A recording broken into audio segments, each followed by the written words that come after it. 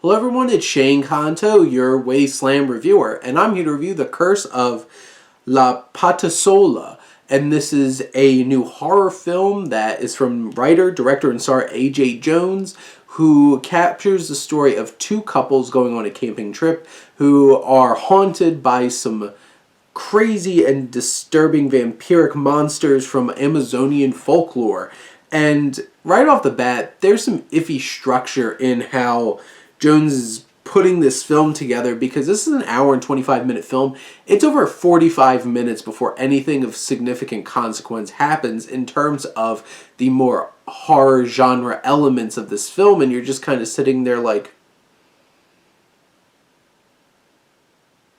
what's going on here? And there's definitely some sluggishness in terms of the pacing of the film, which isn't very helpful when you already have such a short film, but I really do feel like it's in all that extended setup that just kept setting up, and never really trying to fly with its story. And, you have Jones able to deliver some creepy visuals and some quality camera work in terms of setting up some solid scares. But as you get to the very end of this film, where it needs to use some special effects, the budget really loses it. That's where that budget's just like, oh, you didn't really have much for that, and you're kind of taken out of the film because how grotesque and uninspired some of those CGI creatures might be. And you just have terribly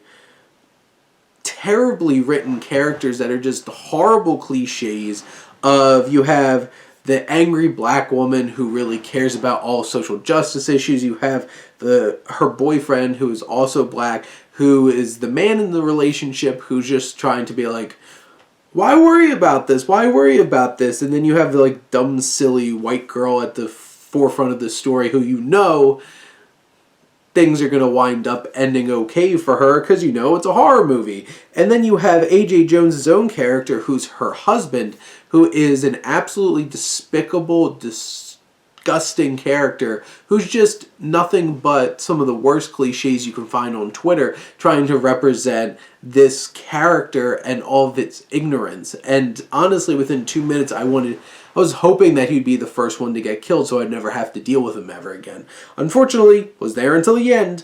There's a distinct lack of logic to this film, because you have things where it's like setting up the rules of La Patasola, and the show breaks them. The movie breaks them within 10 minutes. And also, some of the characters' choices along the way don't make a whole lot of sense to me.